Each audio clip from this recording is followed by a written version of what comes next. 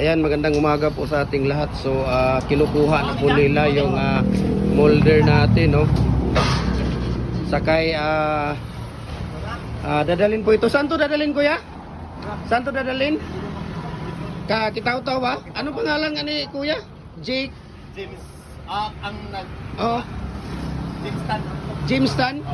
Okay. Ikaw, kuya, ano pangalan mo, kuya? Junit Sobrado. Ayan, so taga Kitaw-taw kayo, kuya, di ba? Oo. Ayan, so dadalhin po nila ito doon sa Kitaw-taw kay si kuya James, kuya, no? Obrado, apelido mo? Sobrado. Obrado. At saka kaya si Aikta, no? Oo.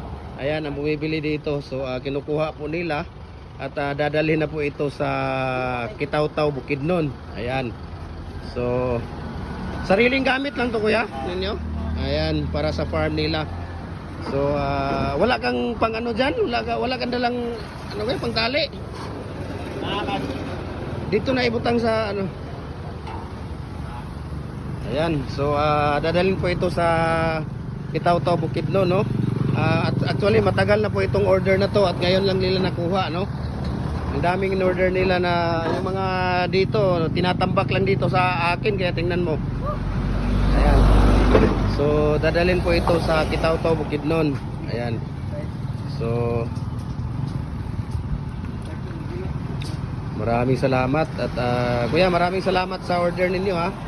Thank you for trusting Jim Hardware and Coco Lumber, Balulang Brands, at saka Jim Hardware and Coco Lumber ang concrete products, Kanituan Brands, at saka sa ating Jim Hardware Tambo, Coco Lumber Tambo, Magasandig Brands, at saka sa ating Instagram account, Felix_Pagikan 2000, at saka sa ating personal Facebook account, Felix Tan Pagikan Jr., at especially sa ating YouTube channel. Subscribe na po kayo doon, Jim Hardware and Coco Lumber and concrete products, or Felix Tan Pagikan Jr. Ayan po ang YouTube channel natin.